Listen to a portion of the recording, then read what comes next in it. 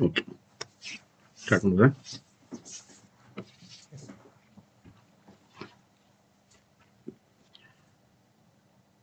Now we will deal with the communication subject in more detail. What is communication? Communication is a process. If I'm reading, I'm talking, then it is not a communication.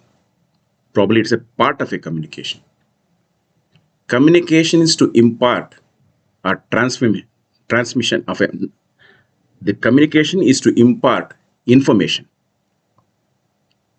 So communication is a two-way process where there has to be a person to send the message or the communication, and similarly there has to be a person to receive the message. Communication could be voluntary or involuntary. Now, why communication in mediation? How is it relevant that we need that knowledge of communication in mediation? We deal with the human egos. We deal with people who are in, they are having disagreement, misunderstanding, miscommunication. When the communication between the two people has been good and excellent, there is no need of any process of communication being taught. Mediation requires to mediator requires to have communication skills to understand the mind of the parties. There are two types of communication. One is verbal and one is non-verbal. Verbal is one where I am expressing it and we are all listening. This is verbal communication. Non-verbal is the gesture, the body language, and all other expressions which we make. There has been a study made, and it says that what we communicate can be divided into three parts. What we say verbal is only constituting 7%. What we express through voice is 38%.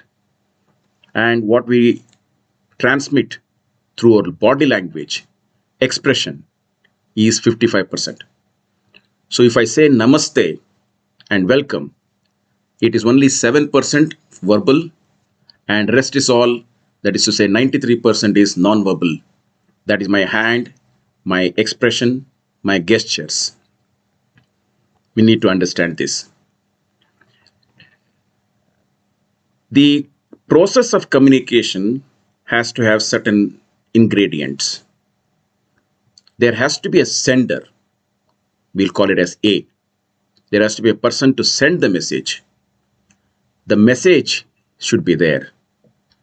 The channel, is it by oral or verbal or non-verbal? That is to be there. The receiver of the message, or the B, he has to be there because one has to send and one has to receive it. Then the person receiving understands the message sent by the sender. It is called as coding, and he also decodes it. That is to say, he has understood the message of the person and he intends to communicate the answer to that, reply to that, and that is called as response. So in other words, communication is a two-way process where there are two ingredients, namely a sender and receiver, which is required, and all these are the parts and process of communication.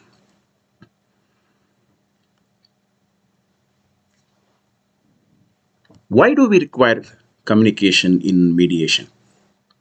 Why does it help in conflict resolution? This is interesting. See, we are all human beings. We do communicate regularly. We do have a legal relationship. The husbands and wives, brothers and sisters, we all communicate with each other. All will not end with disputes. The disputes which go to the court need to be sorted out through communication. Therefore, first we should understand that there are to be two persons in a communication, and there should be some misunderstanding between the two parties, which results in disagreement, and also it results in miscommunication. Usually in a legal relationship, it between a brother and sister, banker and a customer, employer and an employee, husband, wife, landlord, tenant. These are the basic legal relationship. When the relationship has been excellent, the communication between the two of them will be also excellent. When the relationship is strained, the first thing which happens in the process is the both parties lose communication between the two of them, and they start miscommunicating. They start avoiding each other, evading each other. This is where the parties move from disagreement to dispute, then to conflict.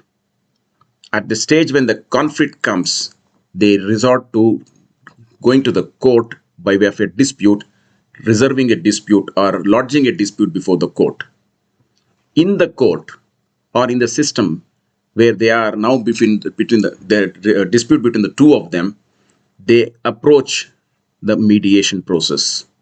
Therefore, in the mediation, when the parties come, it is a mediator who sits between the two parties, and he would be the person who would be officiating as a mediator between the two disputants.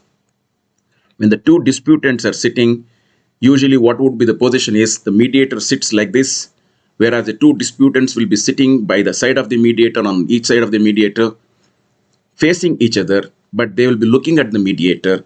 And in the process, the mediator starts the communication between the two parties.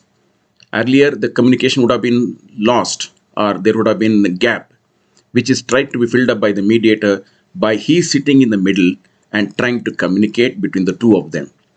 So the mediator starts the process of mediation by being a communicator himself.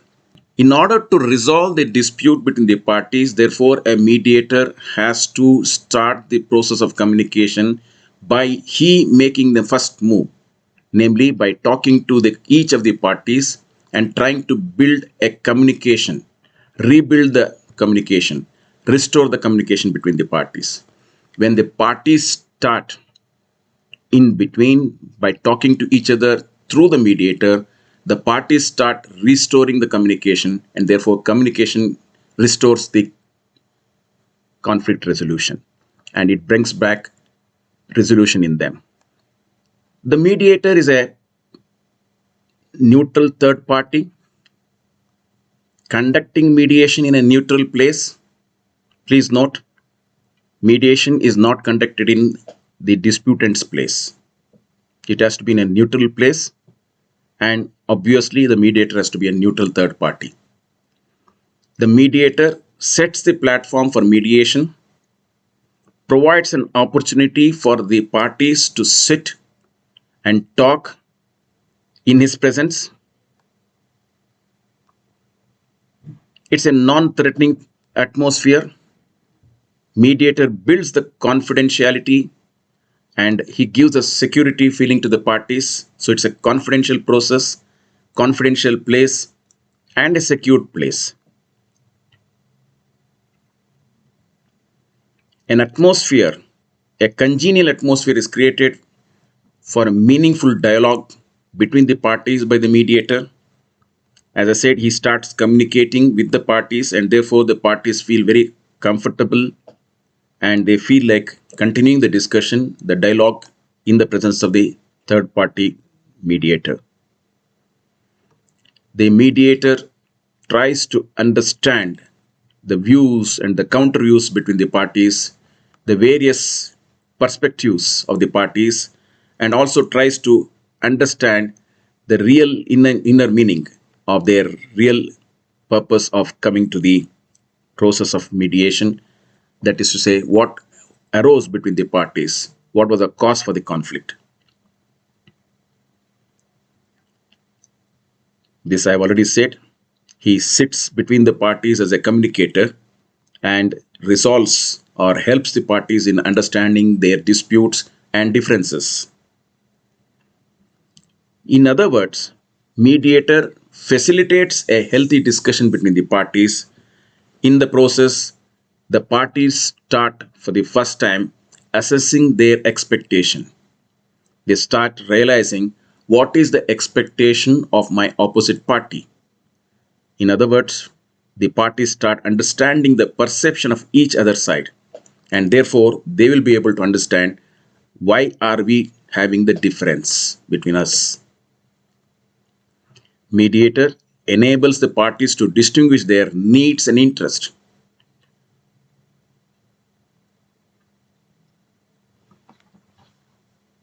Communication helps, facilitates identification, expression, and resolution of dispute and conflict. It helps in the parties expressing their thoughts, feelings, emotions, anxieties, and desires. As I said, it helps making the other party understand what he feels or thinks about his side of the dispute, his side of the version. There may be unmet need or demand which a party would be longing to get it resolved in dispute or mediation. Mediator facilitates during the process by trying to get that expression through the parties and tries to understand their requirement. Good and effective communication facilitates meaningful interaction between the parties and thereby enhances quality of mediation. Please note, the mediator is a person whom they trust because of the confidence he has reposed in the parties, and the parties start that process accepting the mediator as a true friend and freely express their views before the mediator.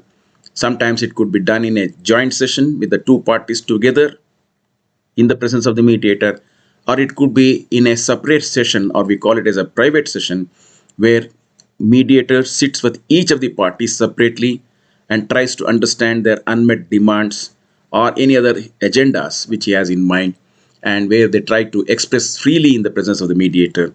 And the mediator moves from that private session to the next private session with the other party, where he expresses the demands or desires of the other party, and thereby he starts becoming a communicator between the two parties.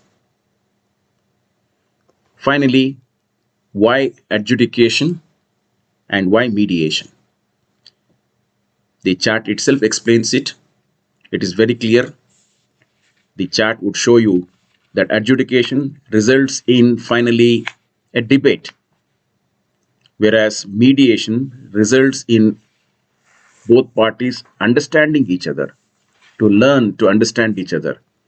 The purpose in mediation is to create an atmosphere for resolution rather than I win, I win, you lose. In an adjudication, the parties will be aiming to achieve that they are right and the other side is wrong. Whereas in mediation, they'll be trying to say, we are trying to find a solution.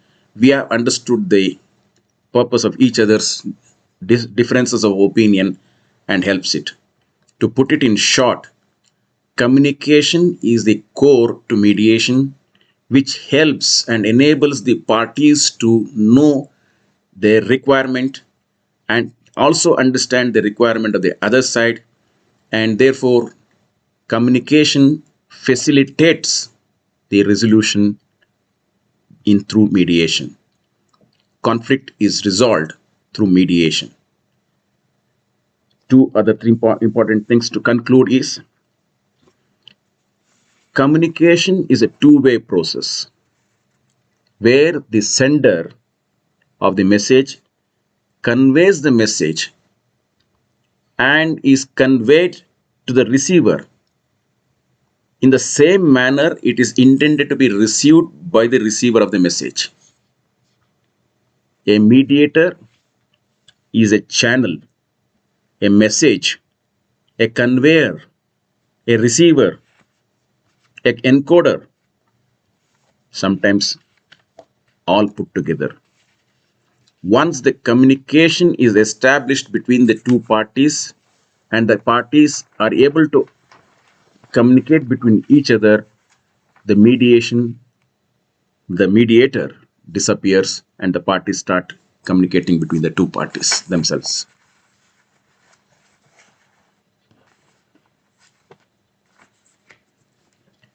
Very important aspect of the whole part of this communication is message sent is not message received.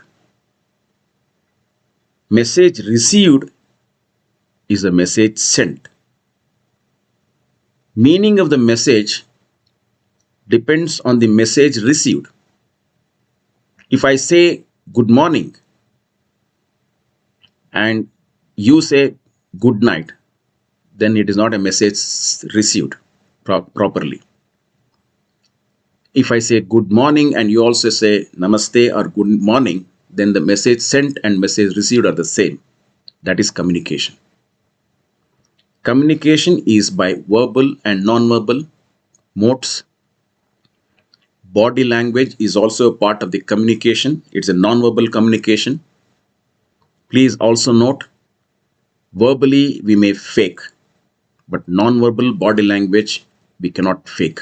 It will be given the true accent of the message. Non-verbal communication prevails over verbal communication. Thank you.